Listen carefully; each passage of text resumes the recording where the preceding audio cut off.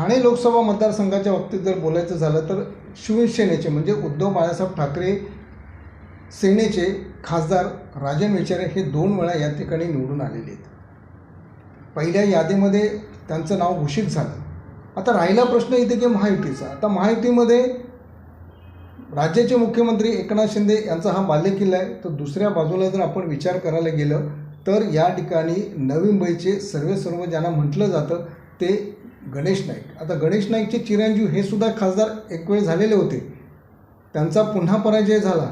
तो सुद्धा राजन विचारेंनी केलेला आहे आणि पुन्हा त्यांना उमेदवारी मिळेल या दृष्टिकोनातून ते जवळजवळ गेले 1 वर्ष या ठिकाणी काम करत होते की येणाऱ्या ज्या लोकसभा निवडणूक असतील त्या ठिकाणी निश्चितच भारतीय जनता पक्ष आपल्याला उमेदवारी देईल. हे सविस्तर मी आपल्याला सांगणार आहे. नमस्कार, मी दत्तात्रय सूर्यवंशी. प्रबोधन दिशा लाईव्हमध्ये आपल्या सर्वांचं स्वागत. या प्रबोधन दिशा लाईव्हच्या माध्यमातून जे काय सविस्तर घडलेलं आहे ते आपल्या पुढे मांडण्याचं एक पत्रकार याताने मी या ठिकाणी प्रयत्न करणार आहे. ठाणे लोकसभा मतदारसंघात जर बघायला गेलं तर आज ठाणे लोकसभा मतदारसंघात 6 विधानसभा आहेत आणि त्या 6 विधानसभेमध्ये जर तिकडे जर आमदारकीचं जर आपण बळ बघितलं तर तिकडे भारतीय जनता पक्षाचं आहे आणि अशा परिस्थितीमध्ये त्या ठिकाणी ही उमेदवारी भारतीय जनता पक्षाला जाईल असे निश्चित सगळ्यांना वाटत होतं. परंतु शेवटच्या क्षणापर्यंत म्हणजे ज्यावेळेला ह्या निवडणुका घोषित झाल्या की शिंदे गटाला किती तिकिटे दिली जाणार, भारतीय जनता पक्षाला किती दिले जाणार, त्याच्यानंतर पवार गटाला किती दिल्या जाणार, त्याच्यानंतर जो काही इतर जो घटक पक्ष आहे त्यांना किती दिल्या जाणार, हा वरच्या लेवलचा तो प्रश्न होता. परंतु प्रामुख्याने आता आपण फक्त ठाणे मतदारसंघाच्या संदर्भात आपण बोलणार आहोत. या ठिकाणी शिवसेनेचे म्हणजे पूर्वीचे शिवसेनेचे गणेश नाईक यांनी राष्ट्रवादीत प्रवेश केला. राष्ट्रवादीतून परत ते भारतीय जनता पक्षात आले. ते आमदारसुद्धा झाले. परत या भारतीय जनता पक्षाच्या माध्यमातून आपल्याला आपल्या चिरंजीवाला उमेदवारी मिळेल अशी त्यांची खात्री होती आणि त्यांचे दुसरे चिरंजीव जे आहेत ते नवी मुंबई महानगरपालिकेचे स्थायी समितीचे सभापतीसुद्धा होते आणि प्रामुख्याने महानगरपालिकेमध्ये जवळजवळ बहुमत हे भारतीय जनता पक्षाचं म्हणजे नाईक समर्थकांचं या ठिकाणी आहे. आता ह्या ठिकाणी संजीव नाईक यांना तिकीट मिळेल त्यासाठी ते प्रयत्न करत होते आणि विकासाच्या दृष्टिकोनातून त्यांचं पुढचं एक पाऊल होतं की आज जरी मी खासदार नसलो तरी समाजासाठी समाजाचं देणं समजा किंवा मला पुढे काम करायचं आहे आणि जर मला तिकीट मिळालं आणि मिळेलच ही खात्री होती आणि त्याप्रमाणे त्यांचा तो प्रयत्न होता. मात्र या ठिकाणी ठाणे लोकसभा मतदारसंघ असेल, कल्याण लोकसभा मतदार असेल, हे दोन्ही मतदारसंघ हे भाजपाकडून सुटले गेले आणि ते शिंदे गटाला दिले गेले. आता कल्याण लोकसभा मतदारसंघात काय झालं की तिथे खासदार श्रीकांत शिंदे म्हणजे त्यांची हॅट्रिक होईल, त्यांना तिकडे उमेदवारी देण्यात आली आणि या ठिकाणी म्हणजे ही दोन्ही मतदारसंघ शेवटच्या क्षणापर्यंत म्हणजे अर्ज भरण्याच्या 2 दिवस अगोदरपर्यंत दोन्ही मतदारसंघ हे गुलदस्त्यात होते. यांची नावं घोषित होत नव्हती.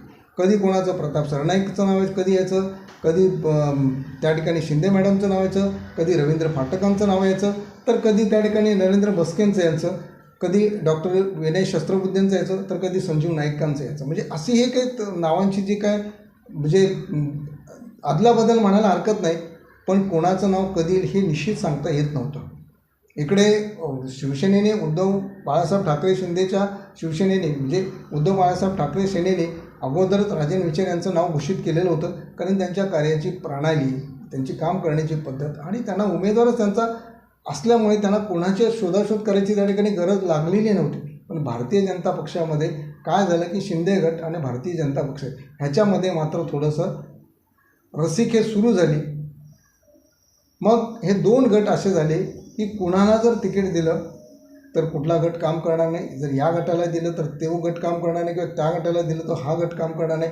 मग या दोन्ही गटाला एकत्र करून त्याच्यातून मार्ग काढणं गरजेचं होतं. पण तसं न दिसता अर्ज भरण्याच्या 2 दिवस अगोदर नरेंद्र म्हस्के यांचं नाव घोषित करण्यात आलं.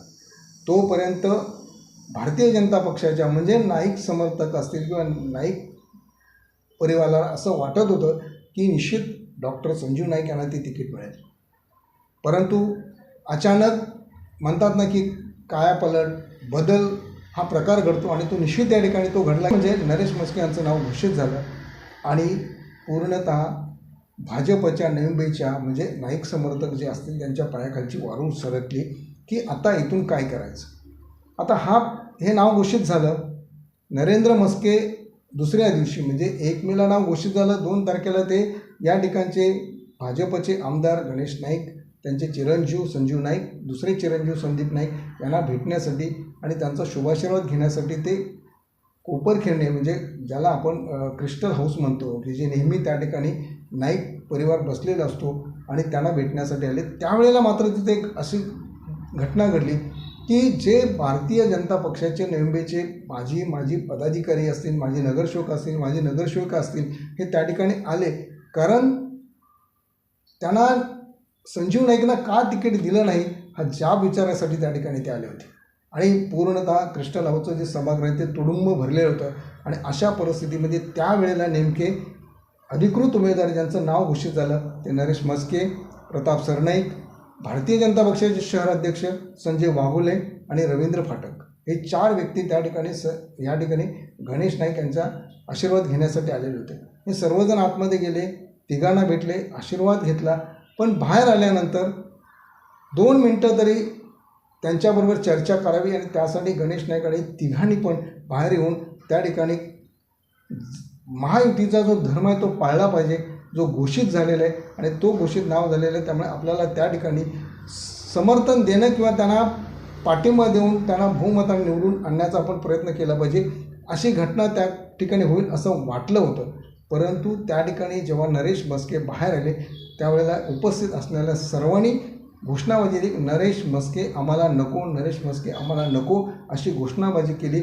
आणि अशी घोषणाबाजी केल्यामुळे शेवटी नरेश म्हस्के आणि त्यांच्याबरोबर आलेले जे होते त्यांना त्या ठिकाणून काढता पाय घ्यावा लागला. आता काय झालं ते काढता पाय घेतला, पण इथे त्यांना असं वाटत होतं की गणेश नाईक साहेबांनी बाहेर येऊन या लोकांना काहीतरी 2 शब्द सांगायला पाहिजे होतं. पण त्यांचं मत होतं की हा जो उद्रेक आहे हा त्यांचा उद्रेक आहे, त्यामुळे या मोमेंटला तिथे काय सांगणं बरोबर नाही. त्यामुळे ते निघून गेले. आणि नंतर राजीनाम्याचं नाट्य सुरू झालं की राजीनामे सर्वांनी द्यायला सुरुवात केली की आम्हाला नरेश म्हस्के नको, जर उमेदवार बदलणार असेल तर आम्ही काम करू आणि उमेदवार जर बदलणार नसेल तर आम्ही काम करणार नाही अशी भूमिका त्या ठिकाणी घेतली. आणि हे दुपारपर्यंत सर्वांनी म्हणजे जे आता या ठिकाणी जर बोलायला हरकत नाही आहे, कारण जे कट्टर भाजपचे पदाधिकारी होते त्यांनी कोणीच राजीनामे दिले नाही. परंतु या ठिकाणी जे नाईक समर्थक म्हणजे नाईक साहेबांना मानणारा जो वर्ग आहे त्याने मात्र त्या ठिकाणी सर्वांनी राजीनामे दिले. आणि हे राजीनामे दिल्यानंतर त्याने असं सांगितलं की आम्हाला उमेदवार जर बदलला नाही तर आम्ही काम करणार नाही आहे. आणि ह्यानंतर हा निर्णय गणेश नाईक साहेबांनी घ्यावा अशी भूमिका घेतली. आणि सर्व अर्ज घेऊन ते मुंबईला म्हणजे तिथे चंद्रशेखर बावनकुळे असतील किंवा त्या ठिकाणी राज्याचे उपमुख्यमंत्री देवेंद्र फडणवीस असतील यांना भेटून आपल्या ज्या काय भावना आहेत, आपली काय भूमिका आहे ती स्पष्ट करण्यासाठी त्यांनी त्या ठिकाणी जाऊन प्रयत्न केला. परंतु तो असफल ठरला.